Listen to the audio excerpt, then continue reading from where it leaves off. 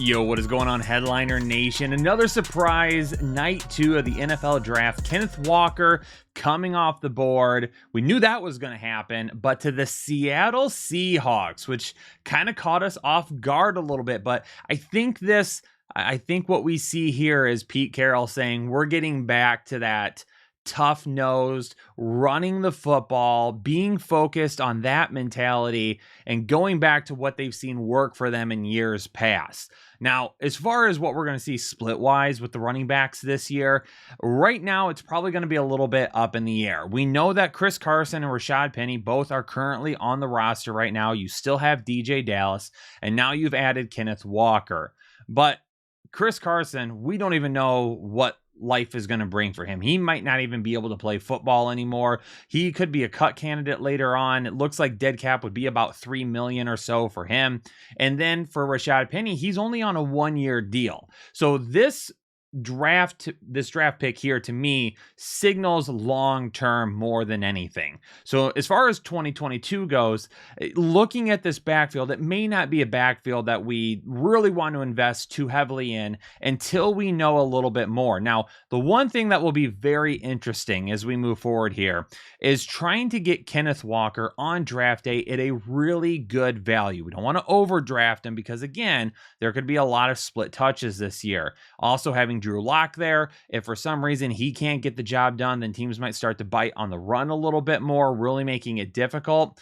But if we see Chris Carson not be able to play, if we see Chris Carson cut, if we see Rashaad Penny hurt, which we have many times in his career so far, all of a sudden Kenneth Walker is going to be in a position to absolutely explode. So as far as drafting him for this season goes, you're going to have to be very careful to find that sweet spot where you can get him maybe as your like RB3, RB4. If you're drafting running back heavy and you're going very, very early, then I would think more along the lines he'd be your running back 4 because you try to get him a little bit later after you've gotten your running backs and your wide receivers, maybe a tight end.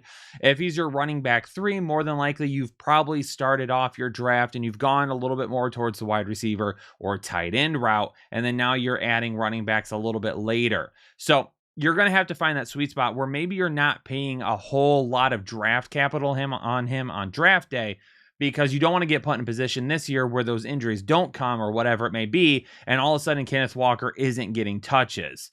However, if you can grab him and it ends up working out that he starts to get touches because Chris Carson isn't playing, or I'm not going to go as far as saying like running back 1 or anything like that, but you could find yourself, if Kenneth Walker gets the backfield to himself in 2022, you could definitely find yourself with a very, very reliable RB2 come later on in the season. So as we get closer to the season, we're going to be diving into Kenneth Walker a whole lot more. I can guarantee that. And this backfield will be one that we'll be talking about a whole lot more as well. As soon as drafts start to come back and we start to see some ADP, and then we can talk to you all a little bit about, hey, this is where his ADP is at.